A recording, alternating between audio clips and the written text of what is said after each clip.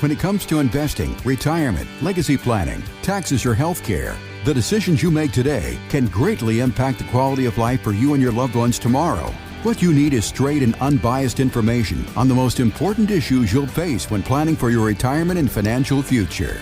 Good news, you found the Premier Retirement Radio Show with Jeff Hogan. Jeff is the founder of Premier Retirement Planning and Wealth Management, and he's been guiding people financially and to retirement for 30 years. So get ready for an hour of the most comprehensive financial information on the radio. Premier Retirement with Jeff Hogan.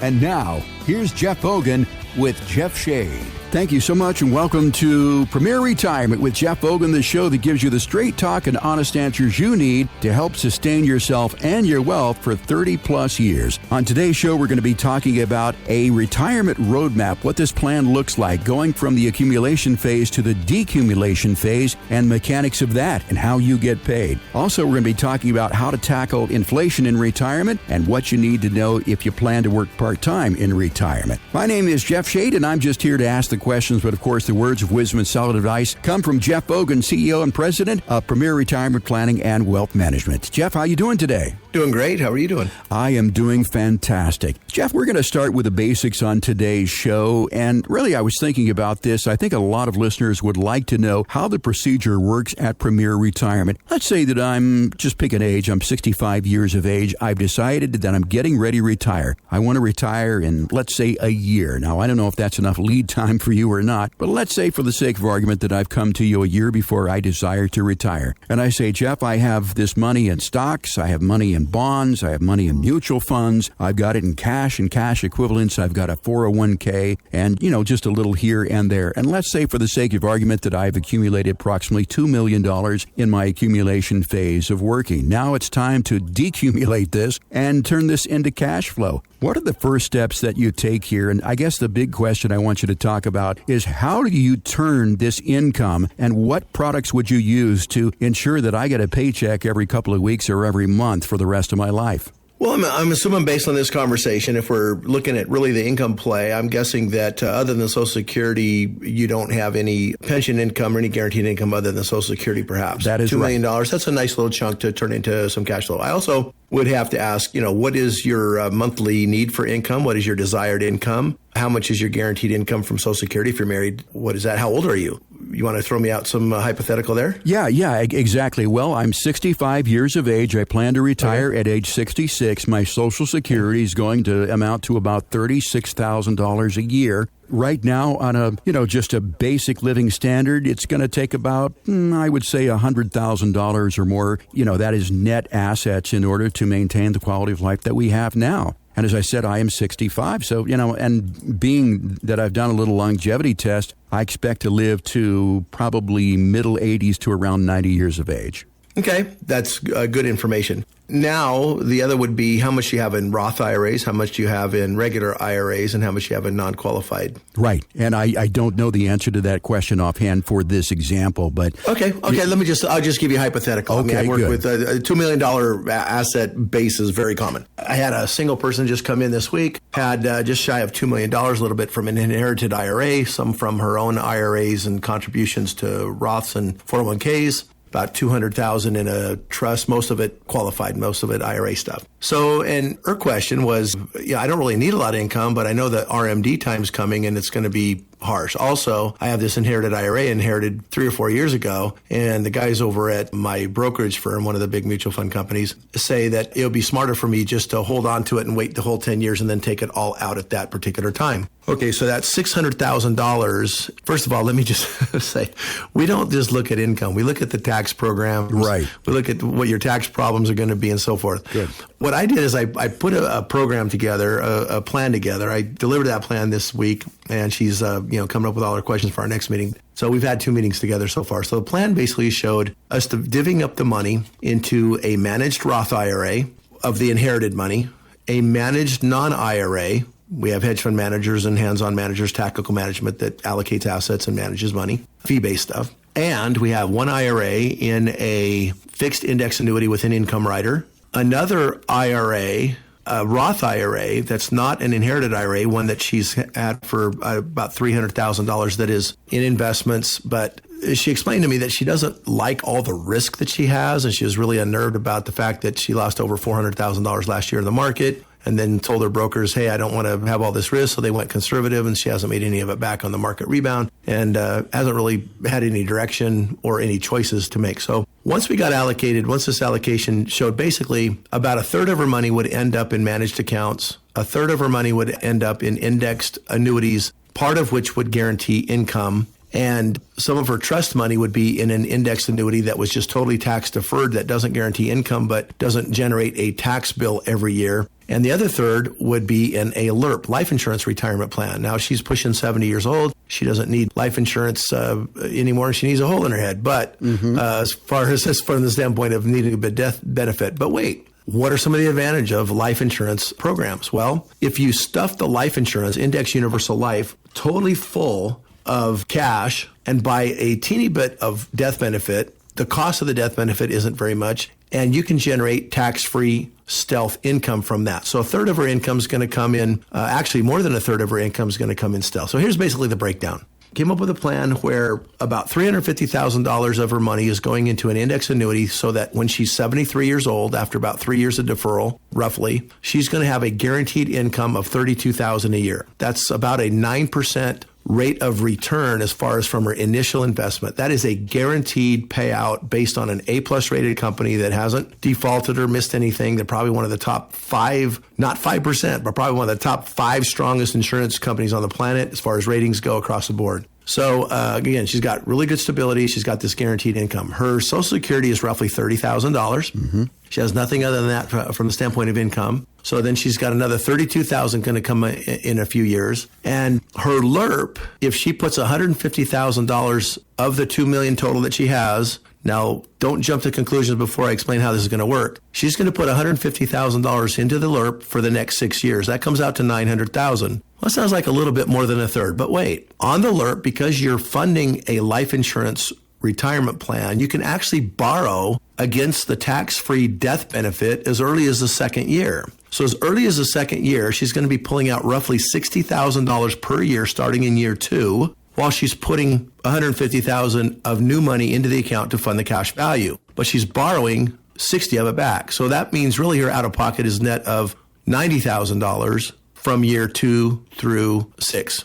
Bottom line is she's really going to be putting out over the next 6 years, she's going to be moving $600,000 net, which is roughly more in that third range, into her life insurance retirement plan. However, her net out of pocket in 6 years is $600,000, yet she's going to continue to get $60,000 per year tax-free income as just basically payment of her death benefit. Now, she did have a program with Genworth, and I'll call out the company, who I just found out has been dropped to a C-plus rated company. Used to be A, Genworth, part of GE Capital, where Welch, who was hailed as this guru of, businessman, but unfortunately, in my opinion, has lost every bit of credibility in the fact that he ruined GE and created these companies that can't survive. Bottom line is GE Capital is going out of business, or Genworth at least is. And she's got this long-term care policy that keeps on raising the rates. I said, you don't need long-term care. She says, well, how come? I said, because the death benefit on the life insurance retirement plan is available to you should you become terminally ill or get chronically ill. So in other words, that $400,000 or $500,000 extra that's in the death benefit is still going to be available to you in a lump sum or an accelerated payout should you need it for, health reasons. So she's like, well, that's great. You mean I can drop this, $8,000 a year premium on my healthcare insurance? Yes. So now we're up to $60,000 tax-free, $30,000 in Social Security, which is partly tax-free, mostly taxable, but partly tax-free. She's got a standard deduction of about $14,000. And then she's got this guaranteed IRA income of about $32,000 starting in 3 years. Meantime, she's got about $150,000 in cash. She's going to live on some of that. And her income, although she said she needed about $100,000 to live on, is going to be somewhere around $125,000 to $130,000 net. That's after paying taxes. Now, I told you she inherited an IRA. She has to pull that money out within the next 10 years. And her present brokers have told her, don't worry, just wait. There's only one person that plan serves, and that is the person getting fees on that account. Because if she waits to pull $600,000 out of that IRA in year 10, she's going to have a tax bill of $600,000, which means she's going to be, as a single person, way into the top tax bracket. And at that point, it'll be, 42 to 45% combined state and federal on about $600,000, roughly half or more of that is going to be taxed at that higher rate. So she's going to get killed in taxes. Or she can do what I suggested, and that is take the next 6 years that she has to deplete those assets and deplete that $600,000, $100,000 a year right now, and put it into the LERP, along with some of the Roth money that is also inherited IRA that has to be pulled out in the next 6 years because she inherited this 4 years ago. She only has 10 years, or roughly 3 years. She's in her fourth year. So from now, she's got roughly 6 years to deplete both accounts. She's going to use those accounts to move to the LERP so that she never has to pay taxes again, gets out of the tax liability 1/6 at a time. And yes, her taxes are going to be between $17,000 and $20,000 per year for the next 6 years. And then after that, her taxes are going to only be about $5,000 to $7,000 per year for the rest of her life. So given that scenario, we've just developed a plan that involves index annuities with income riders, index annuities that have tax deferred growth, a LERP that provides tax-free income, and a Roth that she doesn't have to touch that starts out at $400,000 is probably going to grow to $2 or $3 million by the time she dies and replace all the income she spends down. All the while having an actual 30-year tax rate of about 5.7%. 5.7% of all the income that she pulls through her bank account is going to be taxed. 5%, not 25, not 30, not 40. So a good tax plan by paying a little bit more up front and using the right tools can go a long way when the standpoint of income. And by the way, that's predictable, almost as good as guaranteed income, about 120 to 130 spendable without having to touch Roth money. That is a great illustration, Jeff. I'm glad that we did this little experiment here. And, your client was very close to, what I was throwing out to you as a sample client. You really answered all the questions I was going to ask you about how to pay for healthcare expenses and taxes, but you covered that. Now, you mentioned the IUL, the Index Universal Life Policy, and I want to talk a little bit more about that in paying for long-term care and just the mechanics of how I get a check from you. But in the meantime, and before we get going, Jeff, I want to take this moment and remind our listeners to give us a call and request their Premier Retirement Roadmap, the sort of roadmap that we've just talked about, so that they can plan proactively for their future with a cost of living adjustment to help offset inflation. If you're listening right now and you want this Premier Retirement Roadmap, very simple to get it, no cost, no obligation. Call 520-780-9059, 520-780-9059 for your Premier Retirement Roadmap. Again, it's not going to cost you a dime, but it could be just what you need to help achieve your financial goals. Again, 520-780-9059 to request your Premier Retirement Roadmap, the sort that Jeff has just talked about. You can also request it online at premret.com. That is PREMRET.com. Jeff, let's get back to our discussion here about this sample client, which is very close to actually what I was asking you. And let's go back to the IUL, the Index Universal Life Policy. You mentioned that you can take an advance on your death benefits. How does that work? I mean, is that the 2 of 6 activities of daily living thing?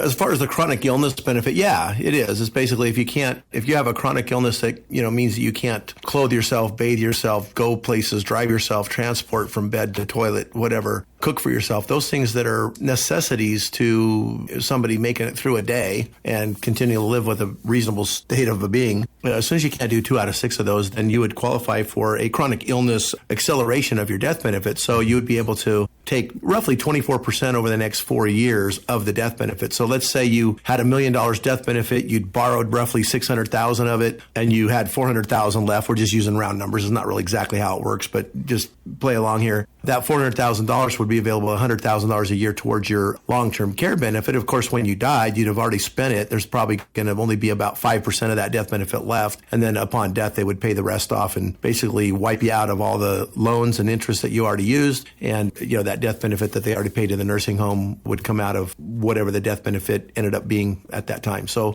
it's just basically using up your death benefit early. I mean, you can borrow money from it to live on while you're having fun, and you can essentially borrow the death benefit to pay for your health care while you're sick. Now, Jeff, as I said, retiring at age 66, I'm 65 now as your sample client here, and I've been driving this old car. I've always wanted a Cadillac Escalade, and I come to you and I say, Jeff, I need to buy this Escalade. Well, I guess need it, but I really want to buy this Escalade, and it's going to be, pretty close to pushing $100,000. Have you incorporated into my plan that sort of cash in terms of liquidity that I could pull it out and do this? Should I pay for cash for a big expense like this, or should you finance it at a very low zero interest rate. What's your opinion on that? How do you handle that question? Well, I know this is pure irony, but the woman I'm talking about actually drives a Cadillac. Oh, and, you're kidding. It says it's a little too small and might want another car.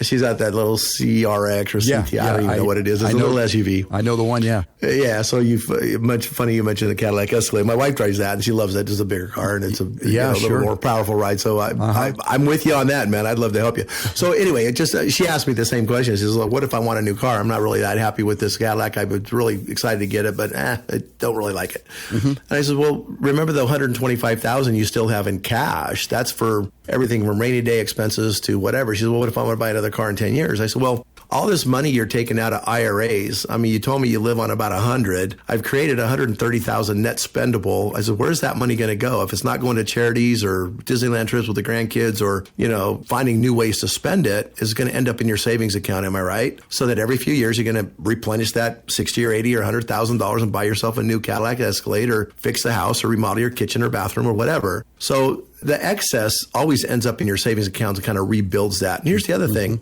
There's still hundreds of thousands of dollars of Roth money that we haven't even spoken to that probably is going to end up going to her daughter and grandkids that, she doesn't have to use. You can always pull that money out, and it's not going to throw you into a new tax bracket. So if you don't have the cash and you end up spending this cash flow that we've already set up and you don't take money out of those accounts, then you've got the Roth money to use. And, barring any super high risk investments that could lose money, and we typically don't put Roths in a highly risky account. Some people think that that's the only way they should put them. Well, I would hate to pay tax on $400,000 moving, let's say you move $100,000 a year over from your regular IRA to a Roth and you have $400,000 in and the market crashes, goes to 200. You just paid taxes on $400,000. I don't like the backwards potential of a risky investment. So I like nice high return, a little safer plays with that, maybe mixing some private equity and some index annuities that don't have riders, fees and stuff attached with them that have some really good growth potential. So in other words, that Roth's going to grow. Let's say in 10 years, the $400,000 Roth is now $800,000 because it averaged 7%, which is very reasonable in a safe investment, in a reasonably safe, low-risk investment. Well, shoot, pull out what you want. How much you need for that Escalade? $80,000. Oh, wait, you got a trade in. Right. You probably get 30 or 40 for your trade. You might only need $50,000. So yeah, pull it out of that. Shoot, you made $400,000 the last 10 years. You're still way ahead of the game. So yeah, there's always liquidity. I've never seen anybody in 30 years of doing plans for people, even when I was stupid and naive and really didn't know how these plans would work. I think we've always left way more liquid money available than is needed. I really have not seen somebody get pinched on liquidity needs. Just really haven't. There's always a cash account. We always leave a chunk in there, and there's always access, even to annuities. You can, take money out. And the LRP, you don't have to just be stuck with $60,000 a year. If she wants to take $40,000 a year out as income, and then every few years take that extra 60 or 80 that she didn't take out in income would otherwise be available. At least we're illustrating and we're projecting that that's kind of a good safe rate of withdrawal for her. So maybe she goes really safe and takes a lot less out so that she has that extra money that she can borrow against the LRP in order to buy her cars, buy the Disneyland trips, buy the, house remodels or whatever. So again, you have 3 or 4 different accounts that you can kind of consider your personal bank accounts to get access to those assets. Jeff, I'm really loving what I'm hearing with this plan that you're designing for me as a sample client here, and I hope that a lot of our listeners can relate to this. But let's talk about taxes. You talked about tax optimization in the plan that you're designing for me. With all of these investments, it seems that doing the tax return may be a little complex for me. As a client of Premier Retirement, how do I handle doing the proper tax return or returns? Well, I'll tell you, TurboTax is, I am not an H&R Block fan, and I know some of the listeners probably use them, but, they're a tax house, and you never even know half the time who you're getting. If you're getting the same guy as last year, they're enrolled agents. Sometimes they have really good skills. Sometimes they don't. You never really know. And they're not really that thorough. So people get frustrated paying $400 or $500 for a tax return that seems like something they can do so they get TurboTax. Then TurboTax doesn't understand everything, and they don't just expose you to all the deductions. I found a lot of people really don't get a lot out of TurboTax unless they have a super simple situation. But, once you're doing tax planning with LRPs, if you accidentally put your LRP income as taxable income as income because, you saw it come to you, and the TurboTax doesn't understand that's a LRP life insurance retirement plan because it doesn't ask you the question because it just takes income as as income, you may end up paying tax on that. Or, certain distributions that you get a 1099, sometimes you get a 1099 and it says this is the amount distributed to you. But if you look in the taxable amount box, it's blank, but you think it's taxable income. It's really easy for the layperson, and I'm not saying everybody's too stupid to do TurboTax, but often we miss stuff. I will tell you that if you're going to a CPA and you bring my investment plan, or you don't bring my investment plan with you, and you say, hey, yeah, my new financial guy just said that I'm moving $180,000 of my IRA money to a LERP and to some Roth, and I have to pay tax on that, he's going to might say, oh, crap, are you kidding me? Do you know your advisor just cost you $50,000? Well, not really. I had you pay $50,000 now instead of $150,000 over the course of your retirement life. So it might be smart to do that in order to make 3 or 4 times the money tax-free, especially if we think rates are going to go up. So again, don't let your accountant freak out because we're doing a tax plan. And again, TurboTax isn't going to care. It's just going to tell you what taxes you're going to owe. And then you're going to freak out. Go, Jeff, why are we doing this again? Right.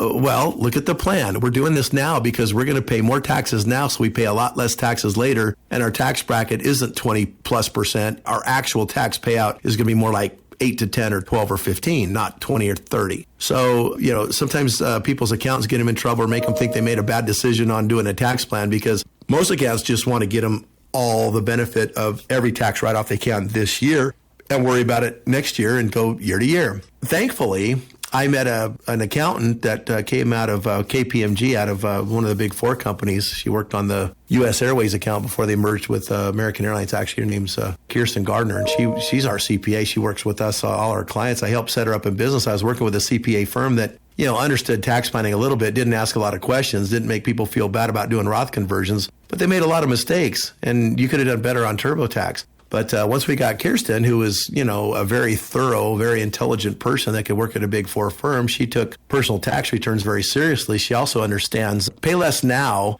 so we don't have to pay more later on more money makes sense. So she also is in line. So, if you need an accountant that thinks the same language as you do if you become a client of us, because you will think our language once you see how the plans work, and not have to re-explain to your accountant or TurboTax what you're doing and, what exemptions you don't get. We do have in-house tax return available here, and we have very high-end tax strategy consulting through Advanced Tax Strategies through a group that I belong to, based in Kansas, that does a really good job at really higher-end tax strategies and stuff if you need to get that deep into the woods. But you don't have to take it on your own. If you do business here, you can do everything here. You can do your Medicare here. You can do your mortgages here. You can do your long-term care alternative to pay-as-you-go here through the LERPs. You can do income planning here and tax planning. You can even do estate planning here. We do wills and trusts. We take care of you from A to Z. Now, we're not everything to everybody, but we're everything to the people that we serve, meaning that we're comprehensive, but we typically deal with the affluent retiree who has a tax problem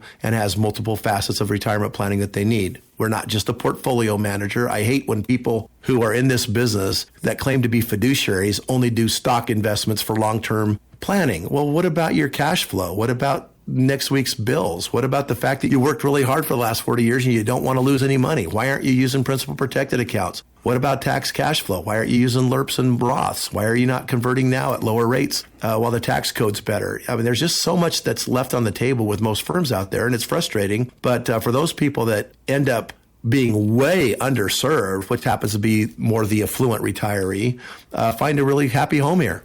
And Jeff, for our listeners who have been intrigued by our conversation here, and they're really looking for a financial planning firm that really does have a robust bundle of services. Again, we recommend Premier Retirement Planning and Wealth Management in Tucson, also with an office up in Mesa. Now, if you'd like to get in and sit down with Jeff and ask your questions, just like I have as a sample client here, you can do it by scheduling your no-cost, no-obligation, no judgment Premier Retirement Roadmap meeting. It'll only take about an hour, but it could be the best time investment that you'll make this year. That number to call to get yours, 520-780-9059. It's 520-780-9059. You can call this weekend if you want and leave your information. Shelley will give you a call back on Monday and find a place in the calendar for you. Again, 520-780-9059. You can also request your retirement roadmap online at premret.com. That's PREMRET.com. Jeff, time for a break. When we come back, we've got listener questions and more when Premier Retirement continues here on 790 KNST, Tucson's most stimulating talk.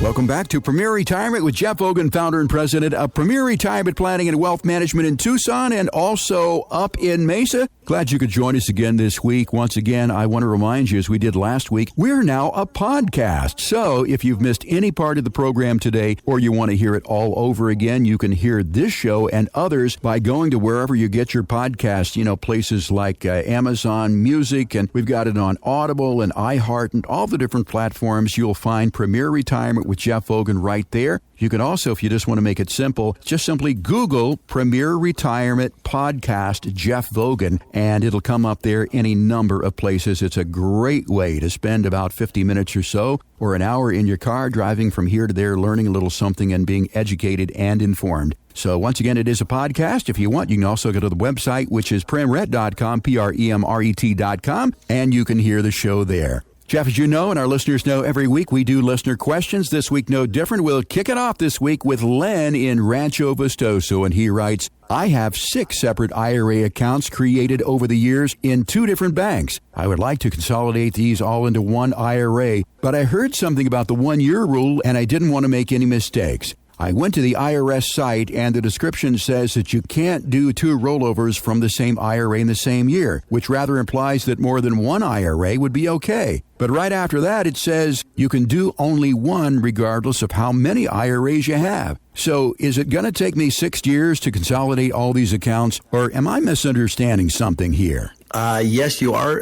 First of all, then, it's good that you check the rules, because a lot of people make that mistake and find out the hard way that they just made a big error. There is a big misunderstanding in what a rollover is and a trustee-to-trustee transfer, or what's called a direct transfer. A rollover implies that you actually take custody or control of the account. In other words, you would take an IRA out and have them write you a check. You'd deposit it in a bank and look for another IRA to put it into. You can do that one time a year, no matter how many accounts you have. So pick one, or better yet, just do trustee-to-trustee rollovers. In other words, not rollovers, but trustee direct transfers. The company would then, for example, if you have an IRA at Fidelity and you're going to move it to Vanguard, I'll just use 2 companies. I wouldn't necessarily move it there, whatever. But you open an IRA at Vanguard. Let's say you want to open it. Let's just say we use Fidelity. So let's say you have an IRA at Vanguard, you have an IRA at Schwab, you have an IRA, at some other bank, credit union, and you want to move all the Fidelity IRA that we set you up. You just have to do either a transfer form from the new IRA that says, hey, send us the money. Here's your client's signature that says he wants you to send the money in his account to his new account, and you just write the check to Fidelity, FBO, or for benefit of Len. So it goes into Len's account. As long as you don't actually have constructive or actual receipt of those funds, in other words, if you don't receive a check with your name on it, payable to you and depositable into any of your own accounts, if it's payable only to the institution, then you never take actual possession. You can do that as many times as you want. So it's very common here. We do this all the time. We consolidate. We think consolidation is smart. We typically do consolidate all the 401ks, IRAs, everything that's qualified in a traditional IRA type of account that's qualified, we would put into one IRA just to start. We would take all your Roth IRAs, combine those if you have several of them. It could be a Roth 401k or a couple of Roth IRAs. We combine them into a new Roth account. And from there, we might want to reposition some of those assets into some managed money, maybe some private equity funds, maybe some real estate stuff, maybe even a precious metals trust, or maybe you convert some of that from the IRA to a Roth in order to pay some taxes, or we even move some to live on or to convert to a LIRP, life insurance type retirement plan. We may also set up some of that. Let's just say these 6 accounts add up to $1 million. Maybe we'll put 300 of it into an account that'll generate you $2,000 to $3,000 a month in income to supplement the $2,000 to $3,000 you're already getting from Social Security, so that you have your absolute minimum net of $6,000 a month that you have to have to live on guaranteed. Depending on what your goals are and how you want to set it up, we can consolidate those accounts and then reposition them from one IRA into new IRAs. So you can do this multiple times. We do it all the time. We like the consolidation, at least to start off with, and then we unconsolidate. I don't think we would move it back into 6 different IRAs, but we might move it into a principal protected account and a managed account in the Roth, and a principal protected account and a managed account in the IRA. So maybe you have 4 accounts, whereas now you have 6 or 8 accounts, depending on where your money's scattered around. Glenn, I hope that answered your question. Once again, if you have questions of Jeff, simply give him a call, 520-780-9059. Thank you for sending in that question. We will send you out Jeff's book, Retirement, The Road Ahead. And if our listeners want to get a hold of that, maybe they want to read that this weekend, you can go to premret.com, go to the resources tab there and click on that. You'll find a downloadable link to Retirement, The Road Ahead. Very, very good reading. Our next question, Jeff, is going to be Janet listening to us in Catalina. Janet says, I'm 62, my husband is 64, and we plan to retire in 3 years. We have $550,000 in retirement plans. Social Security will cover our minimum dignity floor in retirement. So my question is about a pension I have. The lump sum would be about $280,000, and the monthly lifetime benefit would be around $1,300 a month. So, should I take the lump sum option for my pension or the lifetime benefit? What's your opinion? Well, at that payout, that seems like a ridiculously low payout. It's not even 5%. Typically, you get a 6 or a 7% payout on most pensions. And here's the rub that I really hate about these lump sum pensions that get turned into a lifetime annuity. At $1,300 a month, if you get hit by a truck in year 5, you don't get that money anymore. Now, I'm guessing that based on how low that number is, you're probably taking a joint payout. But let's say you both get hit by a truck 5 or 10 years down the road. You don't even get your money back. You'd have to live 20 years just to break even, or a little bit more than that, just to break even on the 280. That's assuming it doesn't even make any money. So my opinion is that's a horrible payout, number one. Second of all, you lose control of the principal. What if you moved it out to your own lifetime income plan with an A-plus rated company that manages tons of pensions, actually manages pensions for first responders and government entities, but they are an insurance company that can offer you a personal pension plan as well. And here's the cool thing. You move the 280 over there, they're going to give you a 20% bonus in income value just to calculate your income. You wait 3 years and your benefit's going to be somewhere in the,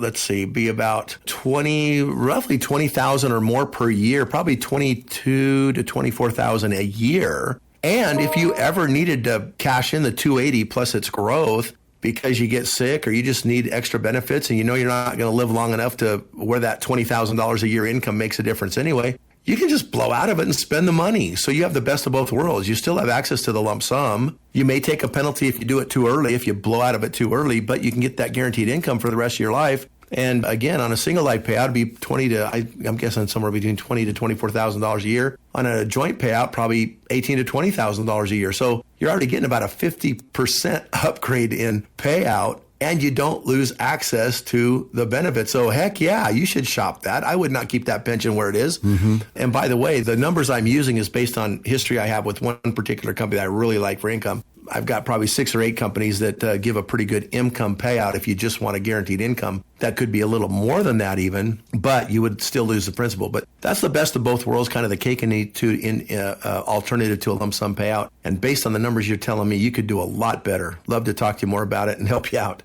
Janet, that number 520-780-9059 if you want to talk to Jeff about making this decision. And it is a decision that a lot of people need to make, not so much for younger people because, of course, these days pensions don't exist like they used to. But still, there are a lot of us baby boomers out there who may have pensions. We appreciate you listening to the program there in Catalina. Next question is Ira listening to us in Sabino Canyon. And Ira says, I've heard you talk about the different stages of retirement, the go-go years, the slow-go years, and the no-go years. What are some cash withdrawal strategies for the go-go years? Should I take money from pre-tax or retail accounts? It depends. Let's put it out on a spreadsheet. Let's put the next 30 years out on a spreadsheet and see how much you need to take. Now, earlier I was talking about a person that had $2 million that was trying to reposition assets so they'd be in a low tax bracket down the road. The way we did it was we never wanted her to go into higher than a 25% tax bracket marginal ever. Now, what that required was that we had to start taking withdrawals from a Roth IRA right away, not forever, because we funded a LERP, and then after that, we could take less money out of the Roth and let that just continue to grow. Then we take money from the LERPs that's stealth and non-reportable income and tax-free and everything else. That would make up a lot of the difference. But she was kept as a single person in the 25% or lower tax bracket for the rest of her life. Had she just waited and spent all her cash now, let the tax deferred, which a lot of accountants and financial advisors would say, all the stuff that they're making their money on, the fees on everything, just leave it, defer it, kick it down the road. Just spend all your cash and let this grow because it's tax deferred. You won't pay any taxes. You'll be in a zero tax bracket for the next 3 or 4 years. Well, right now the tax brackets are lower than they have been in years and years with the Trump tax cuts. And you should be paying tax on as much money as you can right now at 22 and 24% instead of what's going to be 25% in 3 years. So pay as low taxes as you can on as much money as you can now and not pay taxes later. So what we do is we build a plan and we say, oh, looks like for the next 3 years, you're going to take twice as much out of your IRA as the Roth. After that, you're going to take twice as much out of the Roth and the LERP than you are out of your IRA. And your overall tax bill is going to be less than 10% of your total income between now and the time you die. You just have to spend this money now in the go-go years and spend that money later in the slow-go years. But it's not rocket science, but it is scientific in the fact that you really do have a good question in that there is a rationale behind when you take certain amounts of money out of certain types of accounts. And it's all based, honestly, your cash flow really should be based on your tax bracket, not based on just some sort of a general idea of some value system that grandpa and somebody else put in your head. So I think you just need to look at the whole picture. Whatever makes you keep the most in your pocket overall and that you send the least amount to the IRS, I think is the best plan we can do for you.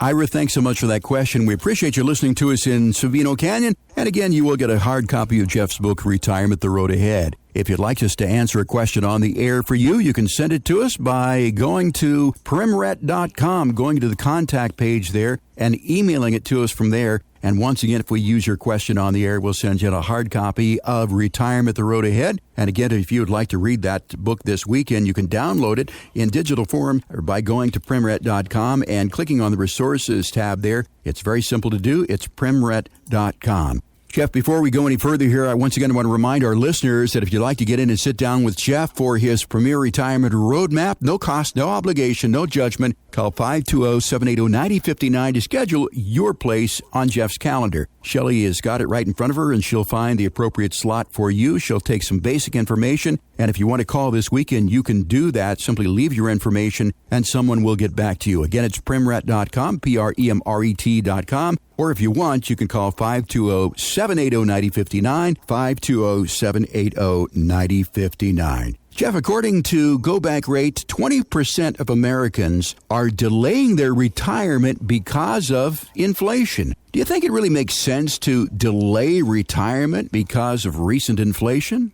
Unfortunately, in some cases, it's the only way you can retire on the level or the income level that you need. I mean, keep in mind, inflation has gone up over 20% overall. And if you look at gas and food and utilities and housing prices, if you're renting, or even some municipalities are raising taxes and things like that to where, even the fixed costs or those things that you thought were fixed aren't fixed anymore. They still go up. So if you're paying 20% more, let's say you planned on retiring and it takes $100,000 to live, and you had enough to basically make those ends meet. Let's say you had $1.5 million, and that would give you that $100,000 a year you needed total. And now your needs are 120, probably going up to 125 or 130 by the time this inflation cycle gets under control, maybe even more than that. You're going to end up needing 20 to 30% more in assets, given the similar returns going forward. And keep in mind, we just had a setback in prices and valuations in the stock market. I mean, the NASDAQ, although it's on a tear, still isn't back to where it was before it started crashing, S&P and Dow either. So, we've still got a little ways to wait before markets get on a tear again. I still think we're going to look at a recessionary period where there might be another last sell-off before the markets get to a better place to start buying in again. So, I think working right now, if you're on the cusp of retirement, I think working through this, what might become a recession, and adding a little bit of income and extra 401k contributions to that account, if that is what you want to retire on, may be necessary. Now, on the flip side, if you've got so many assets that you're going to have triple the income of what you're used to spending right now, then who cares if you retire? You're now, instead of having triple the income you need, you've only got double the income you need. Whoop-de-doo. That's still more than you need. But for many retirees, I think the middle class retiree, and even what we would call the mass affluent retiree, those people between, say, $1 and $5 million in retirement assets, some of them aren't going to hit the numbers, maybe the $2 to $5 million range, but the $1 to $2 million range especially, that doesn't go as far as people think. People that have $1 to $2 million in retirement savings have probably been making between $100,000 and $200,000 a year over the last 5 years. They're probably used to spending most of that. So if you want to keep that same type of retirement plan, and if you're in the stock market and bond market, the old 4% rule doesn't even work anymore. 4% of $1.5 million is $60,000. If you can make up the other 40 or so in Social Security, you're still only at 100. Well, if 100,000 used to get it, but 130 is where you need to be now, well, you either need to rethink that 4% rule or rethink repositioning to LERPs and index annuities and maybe getting that income up to the 120 or 130 amount. Interestingly, this plan, I'm going to go back to that same plan because it's pretty fresh on my mind. It was just this week, a few days ago. That, the single woman, saved a lot. She's working with some people that just do stocks, bonds, and cash portfolio management only. They call themselves fiduciaries, just like the guys on TV call themselves fiduciaries, but only do one thing for everybody. I don't understand how you can be a fiduciary in retirement planning if you're not doing the whole retirement plan or doing a comprehensive job of it, looking at cash flow, taxes, guarantees, principal protection, all those things that the client actually wants. If you're a fiduciary, you should do what the client wants. If she says she doesn't want to lose any money, then you should put most of the money in places that you can't lose money, or at least have all those things that are guaranteed needs. So she needs to live on $100,000. She's got the potential. She would have to live on $100,000, keeping a portfolio that is based on a 4% rule type of a rate of return, and hopefully she'll still have a couple $1 million when she dies. When we put the plan together that included LERPs, included index annuities, and income for life, guaranteed to start at age 73 and 3 years after 3 years of deferral, in other words, in year 4, and take income off of the LERP even starting as early as year 2, that income went from $100,000 to $130,000 on average, mostly because of tax. 10 or 15 of that was just tax savings. The other was guaranteed income on principal protected assets. You take volatility and the market risk out of the equation, your money will last longer, period, and in a more predictable, sure way. And if you don't have a big stomach for risk and gut checks when the market goes up and down and you're just now getting into retirement, consider you're going to have probably 3, 4, maybe even 5 of these big 20% plus market corrections between now and the time you're done retiring. In other words, the time you're done, your time's out, right? So get used to it. This is not just the one time and then it's all off to the races and back in the business again. You might be in the back in the business, getting back to even over the next 5 years, spending some money down, and then the next time it crashes, you're so far underwater and you're so far from retirement, you can't go back to work. Then you're going to be digging yourself a big hole. So again, if you can go more conservative, use some tax planning and incorporate principal protection and some LERP type programs and strategies, you might be able to bump your income 20 or 30%, and maybe you can still hit those goals and be prepared for the future market corrections and not be in the market, with the hold and hope method and everything dangling out there at risk. Your entire retirement sanity and financial survivability is based on the stock market that you and I can't control, that basically changes at the whim of whoever's in the White House and what policies might be driving the Fed or whatever. So again, if you want to leave your retirement to chance, just keep doing what you're doing that got you there. If you want to leave your retirement in a more predictable way and find out if you can retire, then consider moving out of where you're at and into a different strategy, and you might find out you can actually retire early, but it will take a different strategy than what you're doing. Jeff, getting back to the original question, and I want to preface it by saying this, right now inflation's around 4%, but who knows? I mean, it could be going down to 2% again in another year. Nobody really knows that. So considering that, it sounds like your recommendation is that you could retire right now, but if you wait, your retirement could be even better. What I'm saying is, even though inflation goes back to 2%, if they do get it under control, it doesn't get rid of the 20 we've already experienced. That 20 or 30 that's going to take place between now and the time inflation actually gets back to the more manageable rate of 2 is still there. So if you're going to keep doing what you're doing and take a lot of risks, then you're going to have to keep working and have a lot more padding and buffer in a retirement plan. So I think the people that are just doing 401ks that are looking at volatility and their financial well-being know that they have to continue to work in order to make sure that they have enough buffer in their retirement plan. However, so yes, the answer is if you do it right, you may find that as long as inflation kind of stays at 4 and kind of retracts a little bit, even with that prior 20, 25 or 30% bump in prices of everything, if you can create an income plan that generates 20 to 30% more income, and part of that being less taxes, then maybe you can go ahead and retire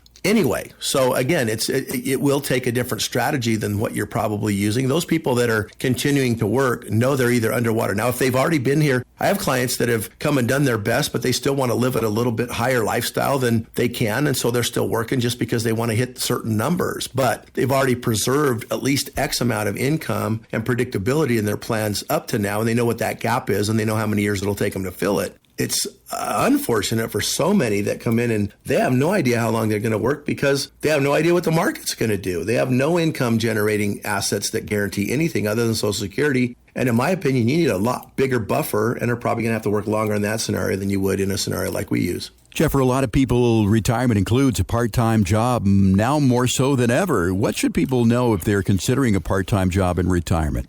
Well, I know sometimes that part-time job is for the money and sometimes it's just to get out of the house so you don't have to do honeydews all day. I get that. So whatever it is, whether it's for income or whether it's just to get out of honeydews, whatever your reason for working is your reason for working. However, keep in mind that if you are not at full retirement age, Social Security can be withheld if your income's, over roughly the $20,000 range. So they will actually withhold a certain amount, like $1 for every $2 you make, they'll withhold $1 of Social Security. Now, you'll get that back, but they amortize it over the next 30 years of your expected life expectancy. So it's not just a complete, reimbursement of a lump sum of, what you get back at full retirement age because you deferred some of it. It actually gets amortized back into the amount that you get for life. That might not be a bad thing. I mean, shoot, if you make more money, you don't need your Social Security. You might as well let it, increase your future incomes when you start taking Social Security again. But keep in mind, if you are trying to deplete your share of the Social Security Trust Fund as fast as you can, you may not be able to do it if you get that part-time job prior to full retirement age. Other things is just, keep in mind what it does to your tax bracket. If you're bumping right up on the edge of a 25% tax bracket, maybe you're making $100,000 a year, being taxed on about 75 of it, which puts you in that 15% tax bracket, but pretty close to the max after the Trump tax cuts go away. That's going to be what it's going to be in 2026 and going forward.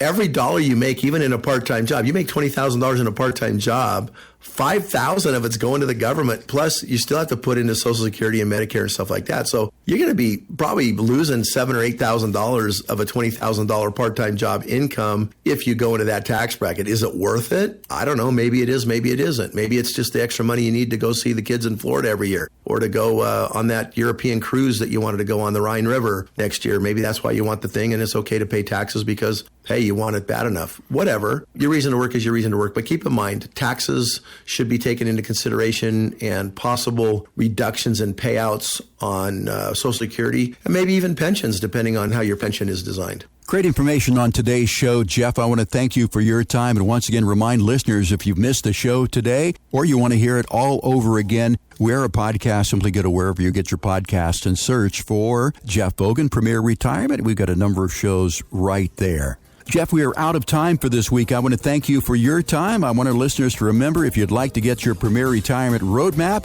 it's 520-780-9059. No cost, no obligation. 520-780-9059 or online at premret.com. Have a great weekend. For Jeff Vogan, I'm Jeff Shade. We'll talk to you again next week with another edition of Premier Retirement right here on 790 KNST, Tucson's most stimulating talk.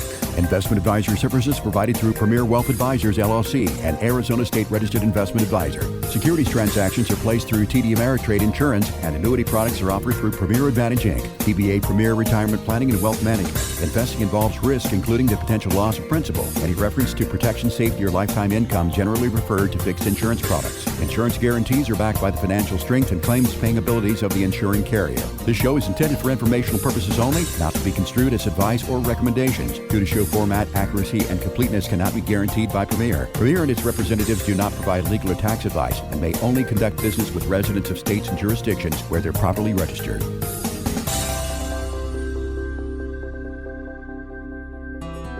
If you have a pension, are you aware of the new risks that threaten your payout? Hi, this is Jeff Vogan at Premier Retirement Planning and Wealth Management. If you're nearing retirement and are deciding between taking your pension in a lump sum or in an annuity, you should know how increased interest rates and inflation could burden your total payout. For answers on how to address this risk, call us at Premier Wealth, 520-780-9059, or visit us online at premret.com. There are risks involved with any financial decision, and it's not easy to manage those risks alone. At Premier, we have the tools and experience to make the most of your pension that you work so hard to save for. In these uncertain times, it's more important than ever to learn how to maximize your retirement and make it last the rest of your life. So if you want to make the most of it, give us a call at 520-780-9059 or visit us at premret.com. That's 520-780-9059 or PREMRET.com. Investment advisory services offered by Premier Wealth Advisors, LLC, an Arizona State registered investment advisor.